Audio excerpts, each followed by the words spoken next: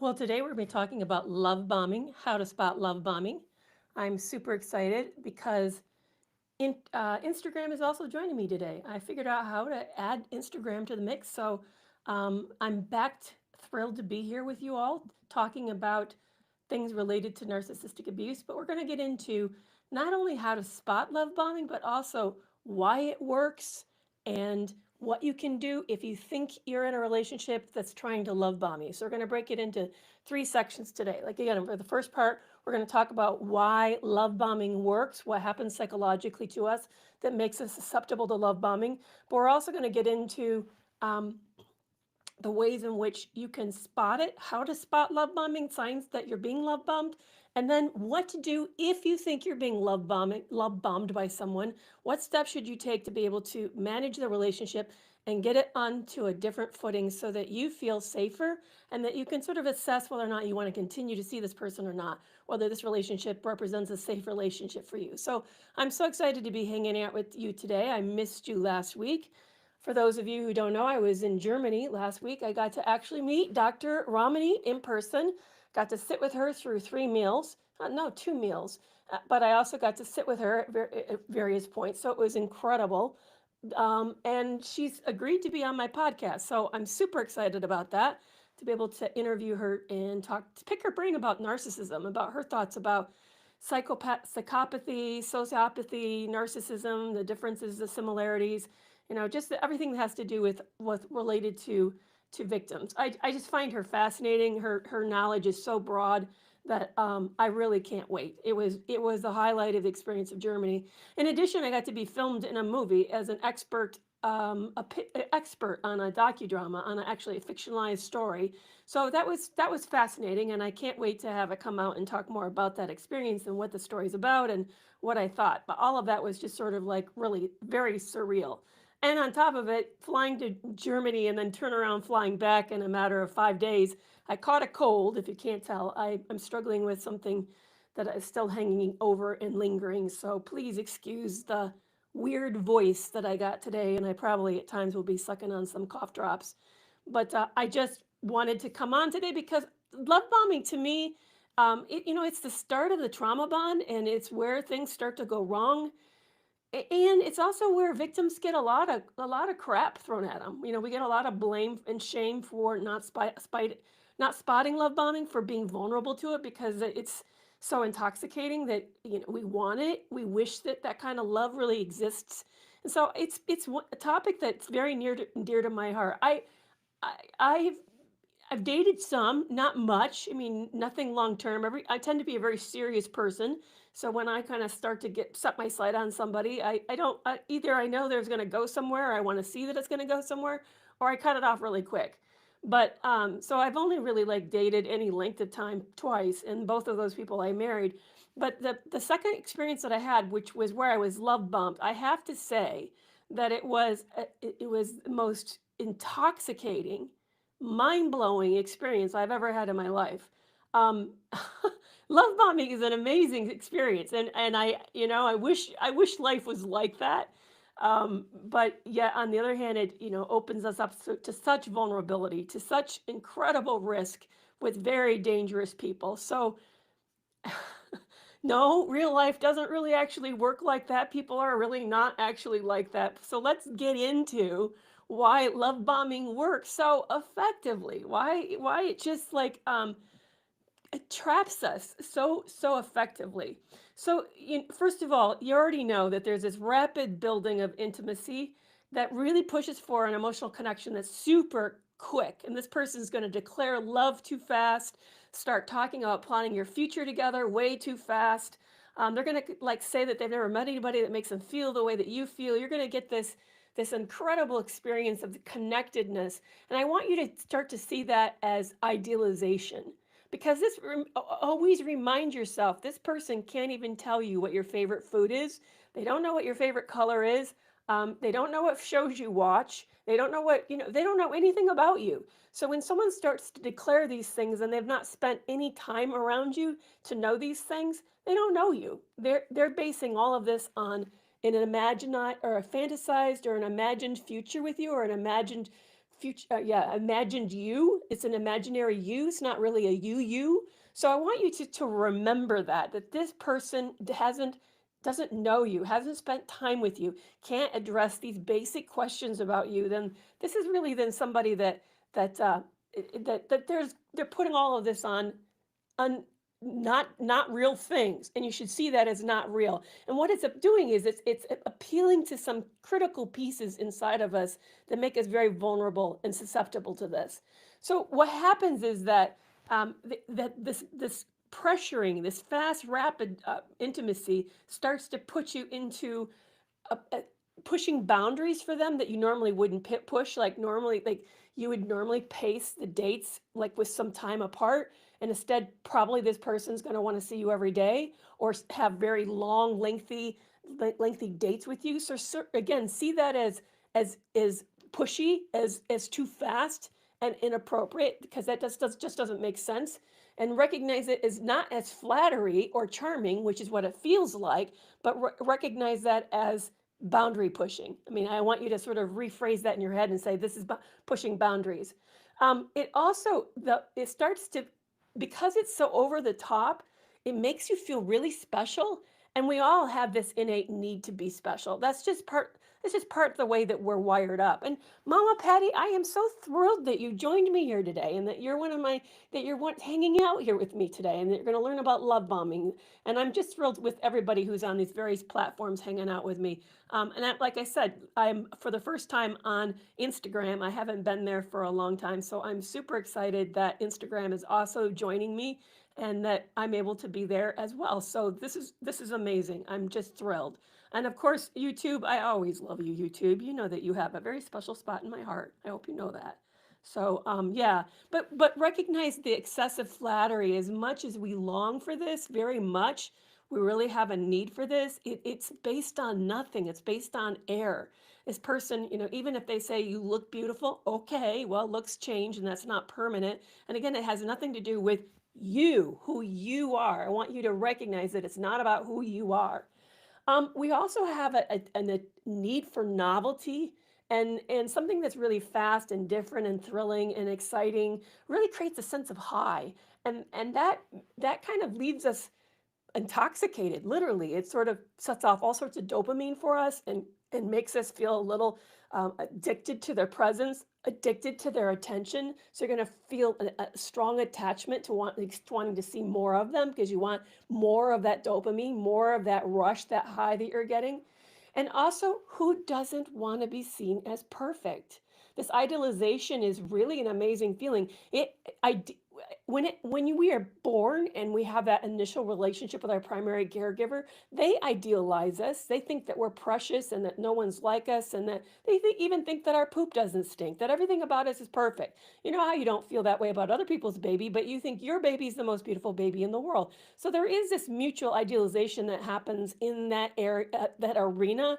And some of us get enough of it that we kind of build a good self-esteem underneath of ourselves based on that early experience. But not all of us get that kind of foundation. Some of us walk away with not enough of it. Maybe that our parent wasn't attentive, or maybe there was other drama happening in their life that they couldn't really give us the focus that we needed, or maybe they just didn't have the maturity to know how to show up, or maybe there was the mismatch between your personality and your parents' personality, and it just didn't jive well. But for whatever reason, some of us walk away with that kind of an inner hole, a longing for more of that idealization, and more to have someone sort of see us, center us, think that we walk on water, think that nothing's wrong with us. And I honestly, as a psychologist, I don't think any of us ever perfectly get there. I think all of us kind of have a little bit of a wounding there, so that we're vulnerable. We're going to be vulnerable to that. So be very aware that, again, as I said right from the get-go, that if they're already like fantasizing about a future and telling you like you're the one, and they've never met anyone like you, and they can't even tell you what your favorite food is, and they don't know what you do on your downtime, then this is somebody who actually really doesn't know you. It's a form of idealization, and they're seeing you as perfect. They're not seeing you, in fact, perfect means they're seeing you as an object, not as a person. They're seeing you as an object, not as a person, because people are flawed. And we know that. We know there's black and white to every person. We know that there are a mix of all sorts of gray areas. We know that they have habits that we don't like, but other things that we really do adhere and adore and think are very special. So expect this kind of mixed feeling about someone. In fact, I think what we often get wrong when we meet an ordinary person after we've been love bombed is we want this kind of idealization, and that when that ordinary person is ordinary and it feels rather ordinary and flat, and we see their flaws, we often, I think at times, end up dismissing somebody that potentially could be really healthy for us because we're not getting that idealization. So be very careful to recognize idealization so that you don't fall prey to it. Now, they're also framing things to manipulate your perception. They're using charm and they're using very sophisticated forms of persuasion. Now, if you met a salesman who comes into your house, like say they're selling a vacuum cleaner, you know that person's goal is to walk out with a sale. That's their objective. You know that. I want you to realize that everybody on a first date's objective is for you to choose them. It's also a form of a sale, okay? Even in the best situations, even with the most healthiest person, it's still a form of a sale. But when you meet a narcissist or an antisocial personality disorder like a psychopath or a sociopath, their purpose is to sell you on the false persona. They don't want, you're not meeting a real person. You're meeting the person they want you to meet, the person that they think you want to meet. They're deliberately camouflaging themselves and have twisted themselves to mirror and mimic and parrot what you want to see. They have been, if you've noticed, if you watched that initial few engagements with you, they've done a lot of question asking. They've tried to prime the pump and get you to share a whole lot. They want you to give this information data dump so that they can kind of show up. They've already they've typed you. They know what kind of person you are like. They've guessed about your music tastes. They've been making guesses about your film interests. They're making other kinds of guesses about you, about like what kind of a person you're like, because it's very easy. People are not that difficult to typecast. We're really not that difficult. I bet you guys meet me and you see how I'm dressed and how I hold myself, and you'll think, oh yeah, she's a professional. Yep. And then you'll probably even predict, I bet she's not a whole lot of fun at parties either. You know what I'm saying? It's not that hard for us to typecast each other. They've been typecasting you. So they have subtly been manipulating your perception of them by matching you, matching your energy, matching your tone, matching your habits. And then while they listen to you, they on the spot curate a history, a past and also a future to sort of emulate what they think you want to hear in order to convince you that they're a lot like you and that you guys share a whole lot in common. All of this causes you to feel like you've met someone who is like you. It causes you to feel like you've met a twin of yourself. And then that really lowers the trust bar because you feel like they're like you, they're similar to you. Then you assume that your morals, that your integrity, things that you have integrity around, your habits, your beliefs, your values, you assume you share them. You don't know that you share them, but you make this assumption because of the similarities that they're shared. And that then causes you to have rapid trust that hasn't been earned, and it also has caused you to idealize and in a way fantasize their behaviors and their thoughts and their values. In other words, wherever there's a gap in about what you don't know about this person, think about all the things you don't know. You don't know how they spend their time. You don't know what their hobbies are. You don't know who else they're talking to, but all those gaps of knowledge that you have, which is a lot. I mean, what you know about them probably could barely fill a page, but what you don't know would fill books. But what you fill in, that all those gaps you fill in with yourself because you think you've met your twin. You assume this person's like you and you fill it in with everything that is about you, which then makes you think that you can trust them because you trust yourself. Isn't that really incredible? And what a very toxic dynamic when you think about that. So be careful about the fact that your perceptions of this person is being deliberately manufactured and manipulated in order to create this closeness that's all arbitrary and based on nothing. They're also going to do something that makes you feel like you have a sense of obligation to them. They're going to do some kind of like grandiose grand gesture, make you seem really generous to you. They're going to do something that you didn't ask for, that's going to make you feel like now that they've done it, that you owe them, that you need to sort of reciprocate your time and your attention, your affection, because they've exerted this on you. So be careful about that too. Recognize that you don't owe anybody anything. It doesn't matter if they've been generous. They decided to do that. That's comes from them. It's not now an obligation or a transaction that now is expected from you. And if they do, that's a huge red flag. See that as a person who's performative or transactional, who's not really about getting to know you. This is a person about who wants things to be fair and even. So really see that as a danger sign if you see that.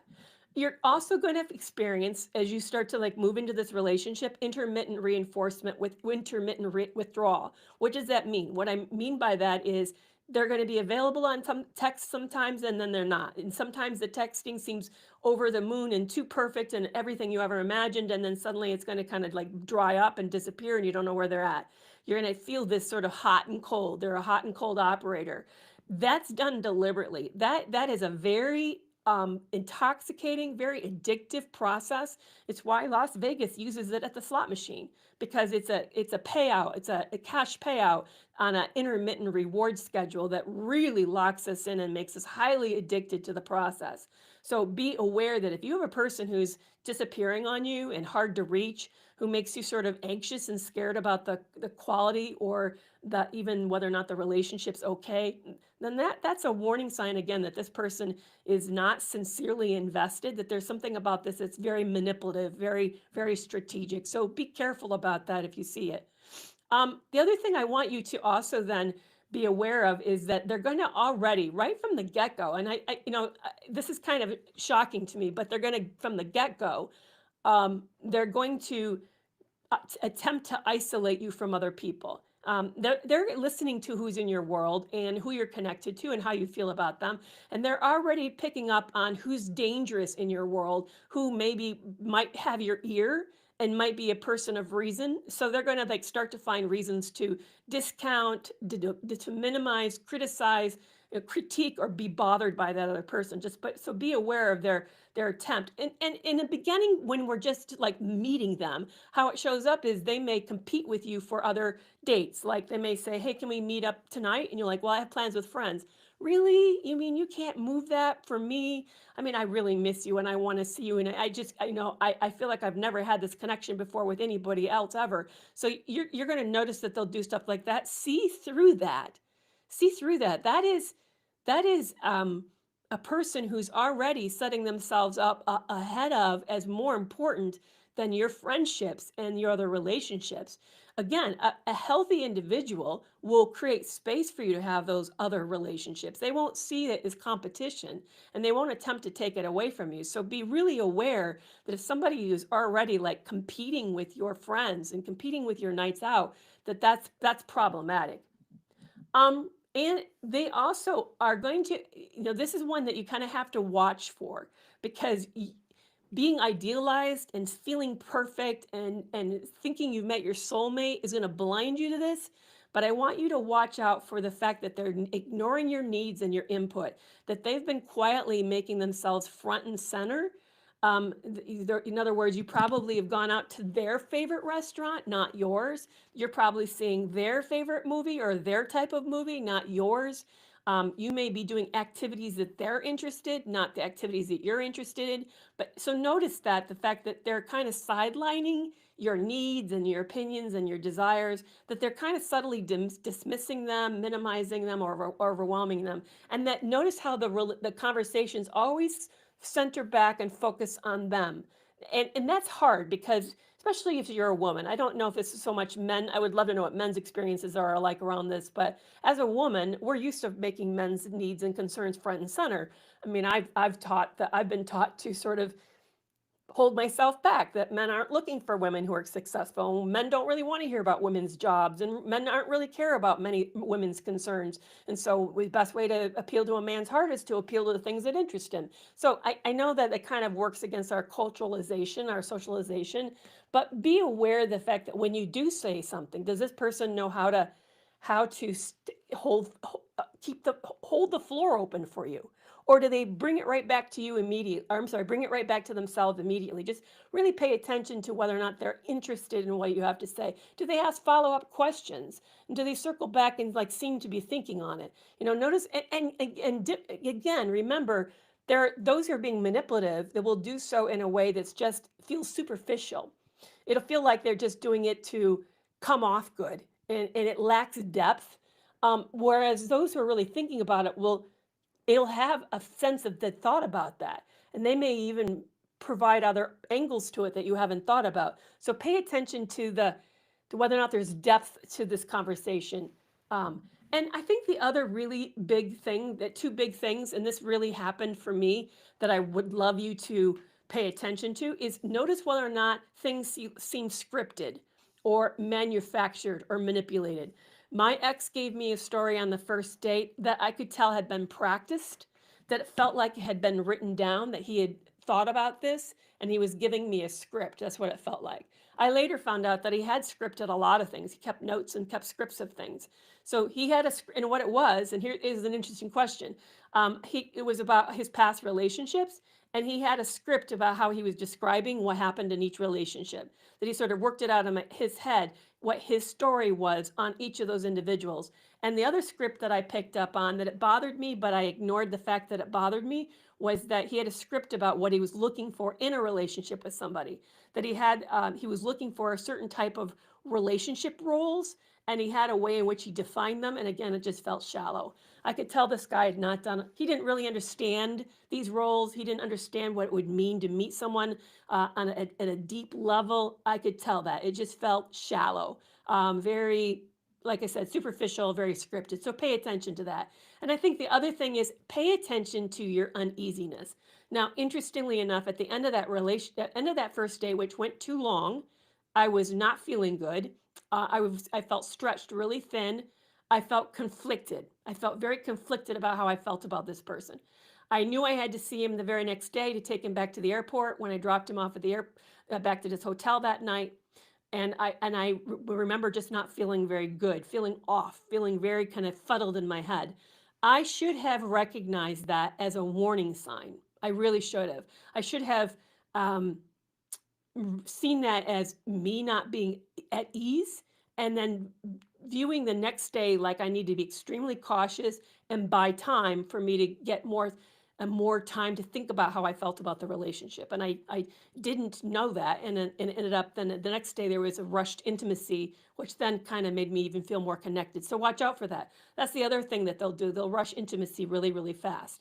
And when they do that, that befuddles you in a massive level. It just really confounds everything and confuses you. So keep intimacy out of it for as long as you can, because it's going to really mess with your head if you do that. But pay attention to how your uneasiness, or whether or not you feel things are scripted. So, all right, how do you, that's what love bombing does. It really messes with us. What I want to do is I'll circle back and talk about how to spot the red flags. Actually, you know what I just did was I just told you the red flags. Those were the red flags. That's where I started. So I said I was going to start at why it works, but where I accidentally started is what they do that works. So now let's move to why they do what they do and why it works so well. So why love bombing works so effectively is because it activates the dopamine reward pathways, and you just feel a huge sense of pleasure of being seen like that. It makes you feel euphoric. You feel like deeply valued by this person. It just creates a positive emotional state for you. So you're just really massively flooded by dopamine. That's one of the reasons why it works. It also works because it exploits your attachment needs. And if you guys stick around after this section, I'm going to talk about what to do if you think you're being love bombed, how to slow it down. And then we're going to spend the last 15, 20 minutes talking about just taking your questions about relationships in general, but love bombing and anything else that you want to talk about. So I'm so thrilled. By the way, for those who don't know who I am, I'm Dr. Kerry McAvoy.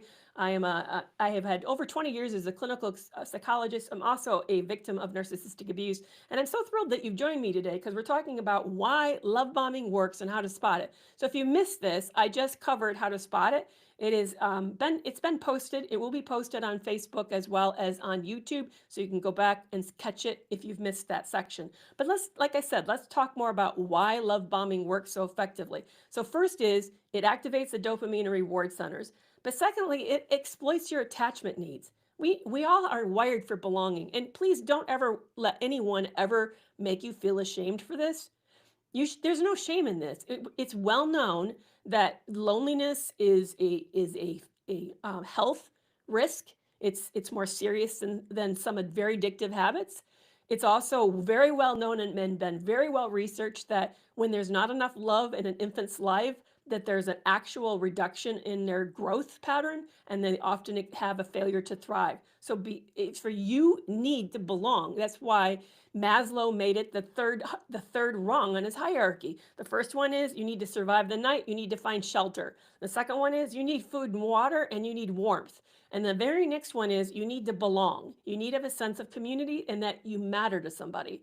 So they're capitalizing on your need for attachment. So anybody who sort of says to you anything about that, just go tell them to take a flying leap because they're attacking you and being abusive to you. It's just ridiculous how we get on people for that.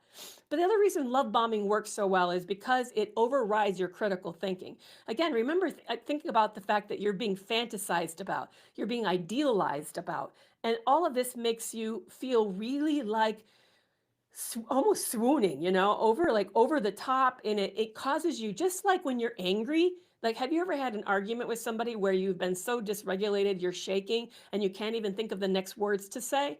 This does something similar to the brain. It overrides the critical thinking areas because of the emotional sort of intensity that's happening. So you're not like in your right mind. In fact, we already know that being in love makes you kind of feel a little crazy. Well, imagine this on steroids, being in love on steroids. You're not having the right kind of access to all the critical parts that really help you to think through, is this the best decision? Does this really make sense? Is what the person say really line up? I mean, it kind of, so be aware that it's overriding your critical thinking.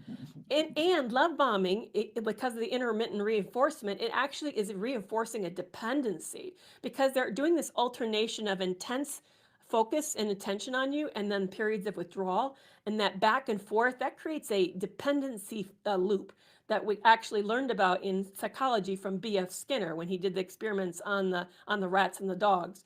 So it makes you feel very attached to the person and willing to tolerate bad treatment because you're looking for the next reward. I know it's sort of sad and kind of sick in a way, but really be aware of that as a possibility. They're also, here's the other thing that's super toxic about love bombing. Love bombers, let me start that sentence back over. None of us enter into a relationship without vulnerabilities. We all are vulnerable all the time. You have vulnerabilities, whether you're aware of it or not. You have vulnerabilities. They're very good at spotting them. Maybe it is that you're vulnerable in the stage of life that you're at. That's what happened to me. I was just widowed. So I was in a very big transition, state of confusion, really feeling lost, not for sure where I was going to head, wanting a relationship back in my life. So I was very, very vulnerable, but we're all vulnerable.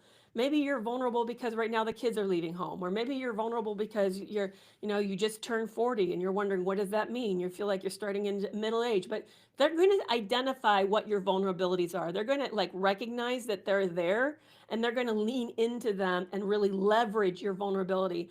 So the best way for us to understand this is to really see ourselves as just the same way that we would go shopping. If you walk into the grocery store hungry, you haven't eaten much all day and you walk in just before dinner, you're going to walk out with too much. You know that. You're going to walk out with way too many things in that grocery cart.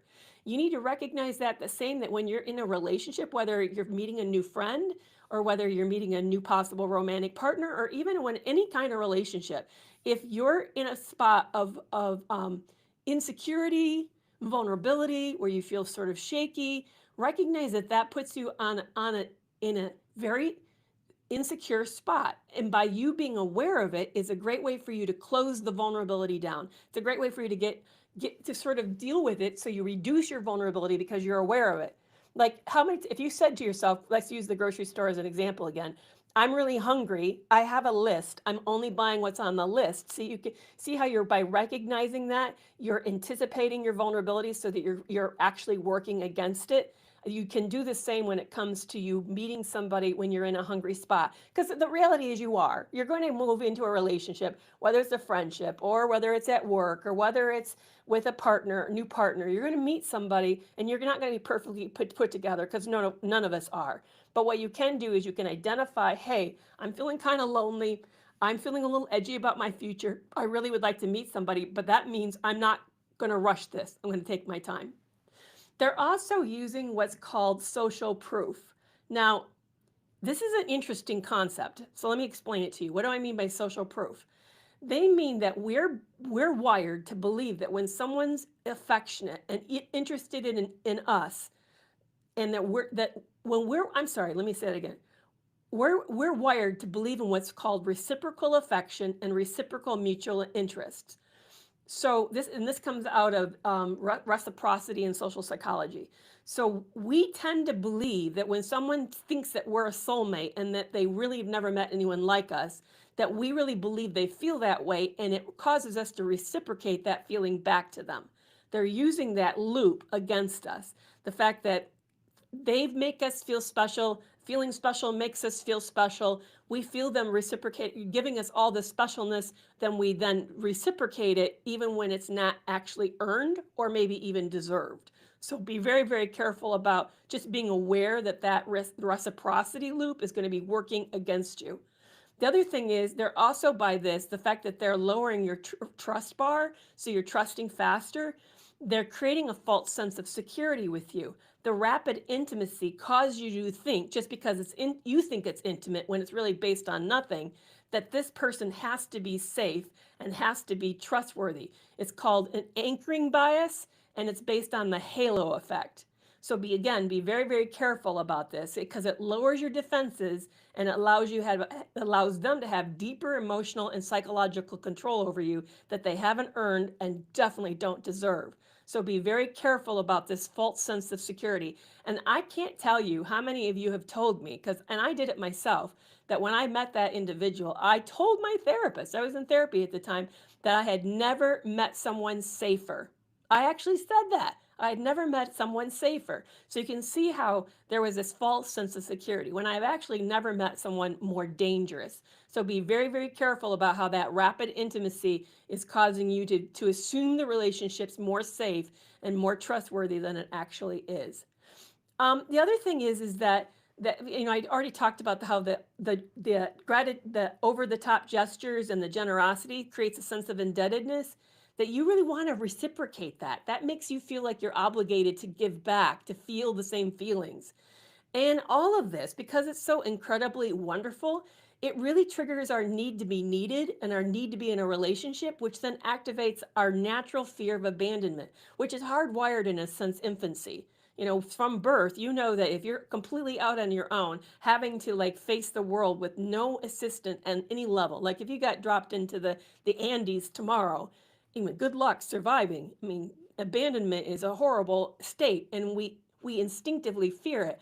They're tapping into that. So that withdrawal, that period of that hot and cold behavior, that actually works to trigger your fears of abandonment. And they're also exploiting your need for novelty. The fact that all of this is exhilarating and very intoxicating. It feels fresh and unique. You've never felt like this before. You think, this person's amazing. All of that is just like really like doping your brain up with a lot of neurochemicals. And it's leveraging your belief in idealized love. Unfortunately, we've all been sold a large fantasy that the real like romantic love, fairy tale love exists, and they're leveraging that. They're leveraging this hope that you can find your twin, that your twin exists out there, and it's leveraging this against you for you to feel like, oh my goodness, it's really come true. I remember that I wrote this in one of the letters early on, that I never believed in soulmates, and now since meeting him, I do. I do believe in soulmates, which, how sad is that? So be very, very careful. So that it covers why love bombing works, why love bombing works. So what should you do if you think that you're in a new relationship? And I really want us to expand out and not just think of partners, new partners or dating. I want you to think about anybody, that you meet, whether it's a friend or say somebody you connected with at work, or maybe you've moved into a new home and it's your neighbor. I want you to start to realize that relationships should follow a slow, reasonable course in getting to know somebody. So if you think somebody is like buttering you up, that'd be another, that's what I would call it in my social life. If I'm being buttered up, or if I think someone's trying to love bombing, here's what to do, how to slow it down. And I'm so thrilled you guys are still here with me. I'm Dr. Kerry McAvoy, and I appreciate you following me. And I'd love to see more of you and get to know more of you and your story and what you guys are going through. So please make sure that you consider subscribing or following on whatever channel that you're seeing this on. The first thing you can do is slow down the pace. I want you to just remember, you don't need to move quickly. They may be pushing it quickly. And in fact, they may be suggesting you see each other rapidly, but that just because they're doing that doesn't mean you need to comply. In fact, if they can't be okay with it slowing down, to me, that's another big, huge red flag. This person's not respecting your hesitancy. They're not creating space for you to be reluctant. I also want you to continue to maintain a very balanced life. Keep doing things with other people. Keep going out with friends. Keep prioritizing your family. Make sure you continue to spend time for yourself. Don't consider time with them your self-care time. It is not your self-care time. Your self-care time is your self-care time. It's the things you do for yourself. So make sure you keep prioritizing your hobbies, your needs, your interests. Make sure that when you go out with this person that you take them to places that you like, not just the places they like. Keep showing up and making sure that you show up. You want to show up. I also want you to start watching their actions and ignoring their words. I want you to look for a consistency between what they say and what they're doing. Yeah, I agree with you, Erica. I needed to hear this. I need to hear this 8 years ago. Honestly, I wish I knew all of the things I know today. I really do. So I appreciate the fact that a lot of us are like, shoot, this has come too late. No, it's not, because there's still love bombers out there, guys. It doesn't mean right now, Erica, you might not tomorrow have a new neighbor move in and this person start moving into your life and creating a relationship with you that's toxic. So be very, very careful about everybody in your world. Remember, this is not just limited to romantic relationships, but I want you to watch their actions and not just their words, and make sure there's an alignment and a consistency. Also recognize when they're just idealizing and talking about silly stuff. Anybody on the first date who already starts to ask you what you want to do on a vacation, that's too fast. Recognize that that's too fast. That's an appropriate conversation. So I just really want you to recognize that it doesn't make sense, and it should bother you to hear that. I also want you to set and reinforce boundaries. Now, these could be very small. It could be like, one of them for me is, I really don't like people texting me after 8 o'clock at night. I just don't. I'm tired. I want to put the phone down. I'm just not interested. But somebody who texts you 8:01, that's a person who's not listening. They're not valuing your boundaries. Like, see that as a boundary breach. Now, you may not say much to them, but I want you to mentally note this person's just crossed a boundary. They've ignored a limit that I've set, and they've crossed it. And see that as a pink flag. And maybe if you start to see it repeatedly, it becomes a red flag. Healthy people who really love and respect you will respect your boundaries. They will uphold them and they will value them because they value you. And this is another way I want to frame it differently so you really hear this. Boundaries are simply expressions of you. Let me say it again. Boundaries are simply expressions of you. So, for example, I don't like to text after 8 o'clock. It's just who I am. I'm tired. I've been around people a lot, and I need to sort of check out. It's an expression of me. Someone who doesn't hear that and doesn't do that and doesn't pay attention is inadvertently saying, I don't matter. So please start to experience boundary breaches as an indication to that person, you don't matter. So see boundary breaches as a very serious sign. Start to ask questions about their past, and do it, of course, be sophisticated about this, be diplomatic about this, but get them to sort of describe how their relationship with work is and what their past relationships of work and with other people have been. Start to listen to how they talk about their families and friends. Notice whether or not they introduce you to these people. Are they present in their lives? Does this person have other relationships? What's the quality of those relationships? So really start to like get a sense of this person. They should be a whole person. If they're not presenting a complex picture with lots of relationships, like those from childhood and those with family and those with current friends and those with work, if you feel like you're just getting a slice of this person, then you're not meeting a real person. You're meeting a persona. Really, really, really, really pay attention to that. You're not meeting a real person. You're meeting a persona. I missed this big time. This was a massive red flag that I didn't understand, and I really, really underplayed it. He was not on social media, so I had no access to see who he was connected with. He wasn't going to introduce me to his immediate family because he said it was inappropriate. Okay, I understand that, even though they're adults. He was like literally like we were out of space and out of time. Almost reminded me of the movie with I'm dating myself, Christopher Reeves, Somewhere in Time. It's like we like moved out of the world and we're in some weird section of time that was separate. So really like pay attention to that. That's weird. That's weird. That to me is a sign this person's hiding a whole lot. So see that as not comfortable. So start to ask questions about their past. Continue to stay alert to your own feelings. Are you feeling pressured? How are your boundaries feeling? Do you feel like you're being fully understood and this person's curious about all of you? Really notice about how that feels, how you feel. Do you feel centered in your body with that individual? Yeah, Marty, it's a lovely movie. It is a beautiful movie with Jane Seymour and Christopher Reeves.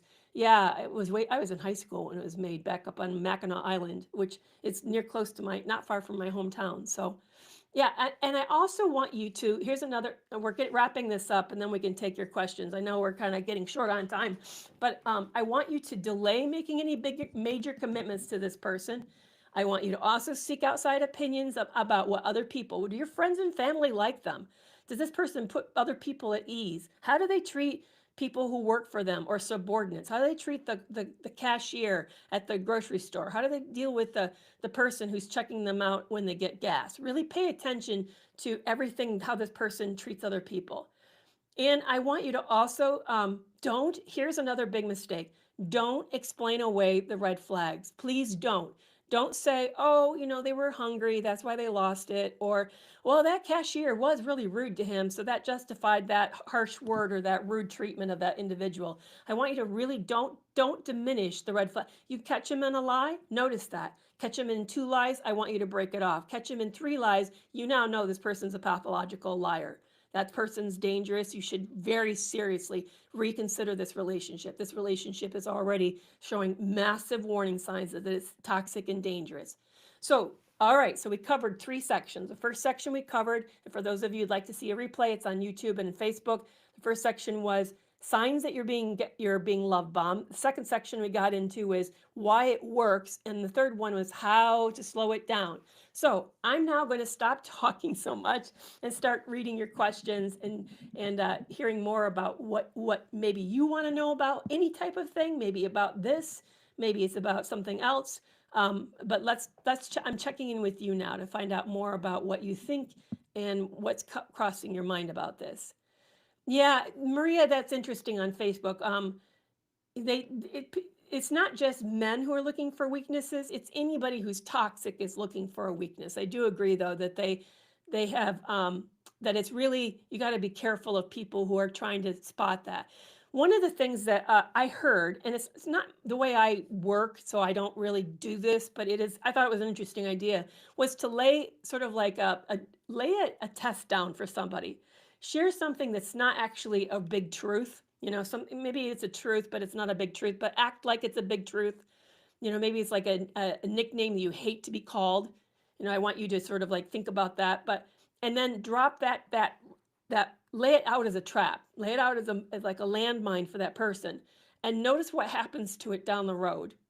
I want you to, if they then down the road pull it up and use it against you, I want you to immediately leave. Immediately. This person has failed massively. This person has said that you've never been a friend.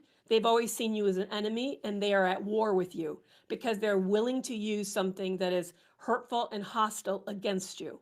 So really pay attention to that. One of the things that I shared, and it didn't come back to me till almost 2 years later, a year and a half later, but that I'm kind of clumsy and klutzy when it comes to eating. I don't know why. I'm autistic, maybe that's the reason, but I tend to drip on my clothing. So I've had to figure out how to stop that, or how to like clean. I'm very good by the way of laundry, very, very good, because I've learned how to clean my clothes. Or I'd be constantly changing buying new clothes. But this person, my ex, about a year and a half in, said, "Oh, I got to be careful. I'm going to become like you," because he dripped some ketchup on his shirt. See that's contemptuous. That signals that he has stored that up. That he like deliberately sat on that, and he kept it as a way to hurt me. He literally like sat on it to hurt me. So that is not a person who is a friend. That is definitely not a partner. That's your enemy. That is your enemy. Anybody who's going to drop bombs like that on you and use things against you is a dangerous person. So please see it that way. Yeah, Deb, I'm really glad you loved the interview with Natalie Macaluso. She was awesome. She is, for those of you who are not aware, last week on the podcast Breaking Free from Narcissistic Abuse, I got to interview the ex-wife of the Wolf of Wall Street. Wonderful woman. She's a psychologist these days and has a new book out called Run Like Hell. It was a fascinating interview. Just really enjoyed getting to know her. She goes by Dr. Nay these days, so you can find her. But just it was interesting. Partly also, here's a kind of an interesting tidbit, is that my ex really idealized that movie a lot. And I just thought it was how ironic that I actually got to meet the woman about which it was about. So I thought that was really super cool. Like what a weird twist that things come around, you know what I'm saying? So Susan asked on Facebook, Kerry, I think I've love bombed my covert narcissist because he seemed so sad when I met him. Can that happen? That's an interesting question. Can we accidentally love bomb somebody? Well, partly, yeah, I think it's feasible that we could. I mean, do you see yourself, Susan, as trying to have a false relationship? Are you trying to be manipulative and exploitative of him? What you kind of intimated by your comment is that you just tried to want to cheer him up and made him feel better. So you probably poured into, probably what I suspect that you did, Susan, was more fawning. You probably did a lot of people pleasing and fawning to sort of prop him up so that he was more psychologically stable. I don't really consider fawning the same as love bombing. Love bombing is more of a false presentation to pull someone into a relationship based on something that's not real. It sounds like to me what you were doing was trying to emotionally stabilize somebody who's feeling shaky. So I don't really see it the same. Oh, yeah. So the hardest part of leaving, this is on YouTube, the hardest part of leaving a narcissist was feeling like I'm abandoning her children. One was autistic. That was really incredibly hard decision. Yeah, that would make it really tough. Definitely would make it tough. It is never easy to leave these relationships, not ever. Excuse me, I'm going to become very noisy here for a second. As I said at the top of the hour, I came home from my trip with a cold, so I apologize.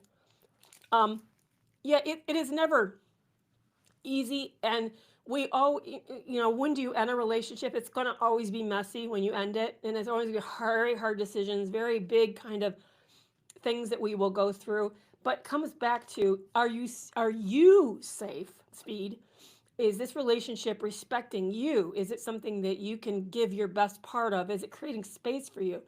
As much as we like to sort of save and rescue people, there needs to be a mutuality to it. So if there's not, then that's really time for you to leave. It really is. So I hope that helps with this. Oh yeah, Queen. Yeah, Queen D. So Queen D, like yeah, how people who are super I don't know if I would call all the individuals on dating apps who do this love bombers, but I agree. I really hate people who say, "Have a nice day. Have a great weekend. Good morning. Good night, sweetheart." I mean, all that crap. I agree. It's cringe. Very cringe. It's not authentic. And sometimes I think some people do it just because they're emotionally immature. They don't really know how to have an authentic interaction. But sometimes it's because it's convenient, and it's swapping out superficiality for authenticity.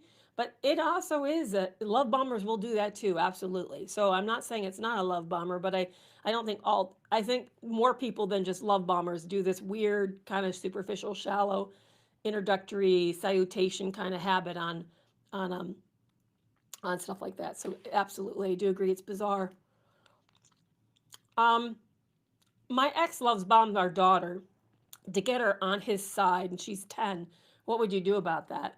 Oh man, you talk about a tough question. Yeah, that is very, very painful when we see our narcissistic ex-partners or toxic partners run these scams, run these schemes on our kids as a way to sort of get on their good side. Now, your daughter, even at 10, already has an instinct. She already is picking up something's wrong.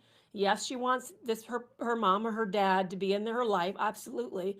But she also knows that this feels like it's being laid on thick. Trust me, she knows it's being laid on thick. And they children never want to lose either parent. They don't. They want both parents.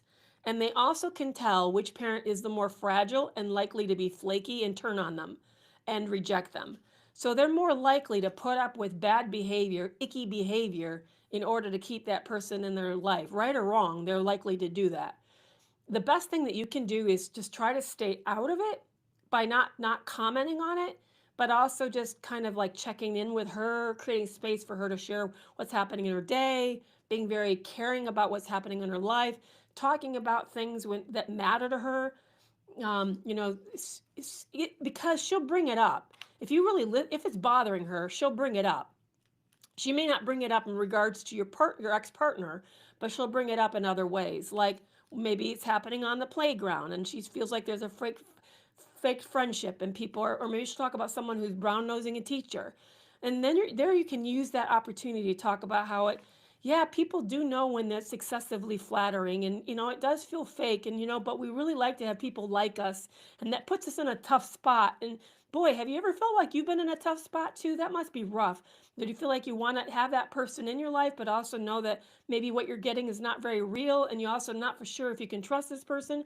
Just puts us in a really uncomfortable place. But just opening the conversation and giving her words to put to things can really help normalize it and also help her sort of process her feelings about what's happening to her. So, yeah, that's one way to, but be very careful. I would definitely stay far, far away of drawing the line to her other parent. She knows who you're talking about. She's not missing those cues. She's getting it. But you don't need to deal with it directly. Oh, she's also had conversations with her daughter about adult conversations that she shouldn't have. Yeah, that's common. That's sort of what I would call an emotionally incestuous relationship that some of us end up having with our kids. Again, yeah, that and so when you hear about that, I think what you can say is, "Wow, that if I were you, that would make me feel uncomfortable. How did you feel hearing that?" Because then I might even follow up and say, because as a child, I wouldn't know what to do with that. That would make me feel a little uncomfortable, like awkward, really awkward. Did you feel awkward? How did it make you feel? Maybe you don't want to lead her. That might be a little leading. Maybe just say, how did that make you feel? And just create space for her to talk about that. Um, So Speed said, love bombing is something I'd never heard of until I started studying about cluster B disorders. Looking back, I feel like I was love bombed, but not manipulated to appreciate their gifts and uniqueness. That's interesting. I love bombing. I consider Speed a form of manipulation. It is because it's well. Let's okay. Be really transparent. Therapists do it all the time. When you meet a therapist for the first appointment, they're love bombing you a little on purpose. Because think of the goal of treatment. The treatment is to get you to very rapidly trust the therapist so that you share why you're there to a complete stranger. Complete stranger. Now, it assumes that this is a professional relationship and that I have earned the right because of my credentials to hear that. But you don't actually know if it's true. You don't know that I will follow through and that I have integrity. You don't know that. You're assuming that's true about me. But I do some things in that first session to create a rapid connection with you, to make you feel safe with me so that you want to trust me and that you're more likely to share while you're there in the room. So it's a form of persuasion. Yeah, and even that is manipulation. Now, it's manipulation for your good, but it's still but if I did it in a way just to exploit you for the money and it was just simply about the money and it wasn't about the fact that I want your good out of it, that's manipulative. And I'm exploitative of you. So I really want us to start to see love bombing as a form of exploitation. That it's done to disarm you and build trust and to create a sense of connection that doesn't actually hasn't been earned. It has not been earned. Somebody said that what is love bombing? Love bombing is just like what I just said. It's a rapid development of intimacy that isn't earned. And it's over the top gestures making you feel like this. You've never met somebody like this person. And it just feels extremely intoxicating and fabulous. And it lowers your resistance and it makes you assume there's a greater connection than there really has been earned with this person. So B says, I'm gay and I've been just love bombed like crazy. And he said, I would love you to the day I'd love to do life with you, and then yelled at me a week later for believing it. Isn't that wild, B? How it literally flipped on a dime. It went from you being like the most perfect person he's ever met to suddenly now that you're the worst person possible. I heard this saying. This was something that I really got in my head when I started seeing clients as a psychologist. And it was it was the first day at the internship. One of the mentors, one of the other psychologists, said, and I still remember, Dr. Mark Pantel is his name. I wonder how he's doing and where he is in the world. But he said on our first day of training, he said, I want you to be careful of this. And I'm going to give this, guys, advice to all of you, all right? This doesn't just fit new psychologists out of training. This is good advice for everybody. He said, be careful of somebody that treats you like a nugget of gold. So, in other words, watch out for somebody who's offering flattery, seems very charming, they're buttering you up, they're giving you lots of compliments, they're making you feel just extra special. If you feel like you're becoming a nugget of gold, they're like shining you right up, that nugget of gold, he said, in the next moment, you're going to turn into a piece of shit. Expect that. So think of it this way. That shining up, that like making you feel so special, that's idealization. That's putting you on a pedestal. What happens to pedestals? We knock them out and we drop you to the floor. The higher you're raised on that pedestal, the harder and the farther you're going to fall when they decide to devalue you. So be very, very wary of anyone who's buttering you up. That is a very dangerous sign that you met someone, A, who's an idealizer, which means they don't know how to really meet people, who's creating a fantasy of a relationship. And this person also is not seeing the real you and falling for the real you. They're falling for the idealized version of you. And the minute they see the real you, they're not going to like you. So be very, very careful about that. Yeah, he made you feel like you expected too much. And then he said, oh, this is classic, B. It really is. I'm sorry you got in so deep with us. Really? Like what? I mean, he's the one that created that. Absolutely. So please, I hope you hearing me say to you, this person did this to you. It wasn't done to yourself. He did this to you by using your psychology, by using your physiology, by using your need to connect against you. Very much so. Pink Park Lady, that's an interesting point that you just made. You said that your narcissist never idealized you. I just started and ended as a scapegoat. Yeah, I would agree. I don't think they always do this. This is not script for every single narcissistic relationship. Some of them do start out bad and just stay bad. Absolutely. So I agree. Oh, Carol, this is a great question. Carol's asking on TikTok. She's asking, can I share the personality test that I talked about this morning? So one of the things that makes you really vulnerable, like makes a lot of us very vulnerable, is kind of a couple things that kind of in our personality makes us susceptible to people who are antagonistic. And one of them, it came out of Sandra Brown's research at Purdue University in 2014. It's called the Big Five Factor Personality Test. It's called the Big Five Personality Test. And in that, she looked at 600 pathological love relationships and found that 67% of the people who got into pathological love relationships scored high on two indexes. It wasn't that they had a bad childhood. It wasn't that they had trauma. It was because they scored high on these two indexes. It was that was what the correlating variables were. Not she also was controlling for trauma and bad childhood, which only 30%, like 1/3 of the group had a bad childhood. or trauma, but 2/3 of the group didn't, but they scored high on these two indexes. And what the indexes are on the Big Five personality test is agreeableness and conscientiousness. And so if you can find that test online for free, by the way, it's out there. It's the full test. It's very easy to take. It scores you across 5 indexes, and like one of them, of course, will be agreeableness, and the other one's conscientiousness. Agreeableness has to do with our willingness to go along with, to comply, um, our degree that we like to cooperate with people. And then conscientiousness has to do with the degree that you are a moral person, that you really believe in the goodness of people and things being right, justice, all of that. And those things, unfortunately, it's called the Big Five personality test. Big Five personality test. Unfortunately, toxic people weaponize both of those qualities against you. Sandra Brown wrote about this in her book called Why Women, or Women Who Love Psychopaths. Yes, what it's called, Women Who Love Psychopaths. So if you're interested in learning more about why those are vulnerable traits, they're not actually vulnerable traits in the sense of they're wonderful traits.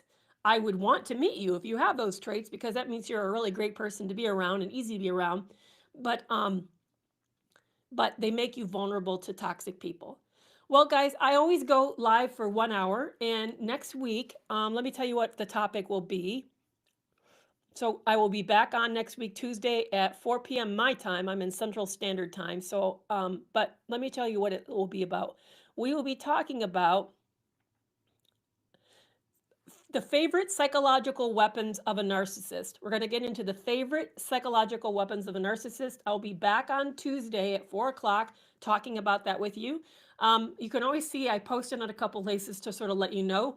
I will now start to try to be going live on Instagram on a regular basis at the same time, so you guys can start to kind of get used to that and expect it.